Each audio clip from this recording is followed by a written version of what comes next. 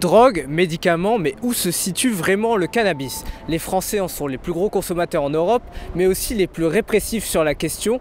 Souvent assimilé au joint, le cannabis se consomme de différentes façons, y compris sous forme de médicaments.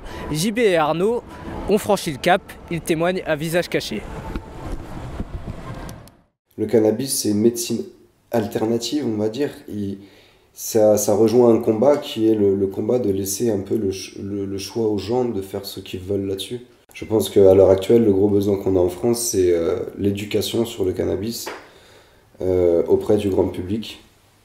Faire voir que ailleurs, il y en a qui le font, qui l'utilisent de bonne façon. Dès lors qu'on va parler de cannabis, ça coince. Moi, je le vois dans ma famille où il y a pas mal de problèmes de maladies articulatoires en l'occurrence. Eh bien, j'ai beau essayer d'en parler, on m'écoute plus ou moins, mais aucune personne de ma famille, sauf mon père, n'a testé pour le moment. Ce qui n'est à mon avis pas normal, c'est plutôt dans l'autre sens, c'est-à-dire qu'il serait bon que les responsables politiques fassent en sorte que ce soit remboursé au moins en partie, au même titre que d'autres traitements. Traitement controversé, le cannabis peut soulager certains symptômes sans jamais soigner la maladie.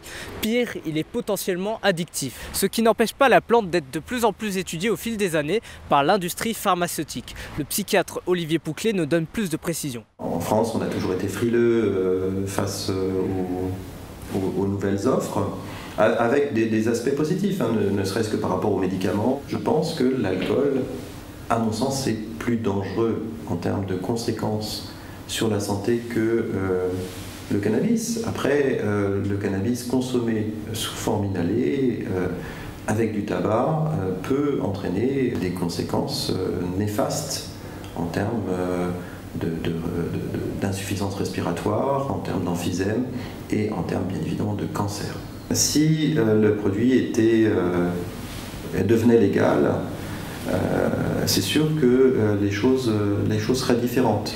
Une légalisation du cannabis impliquerait-elle une augmentation de la consommation? Risque-t-on de déplacer le curseur et de démocratiser les autres drogues? C'est ce qui inquiète les médecins. En tout cas, le débat reste ouvert.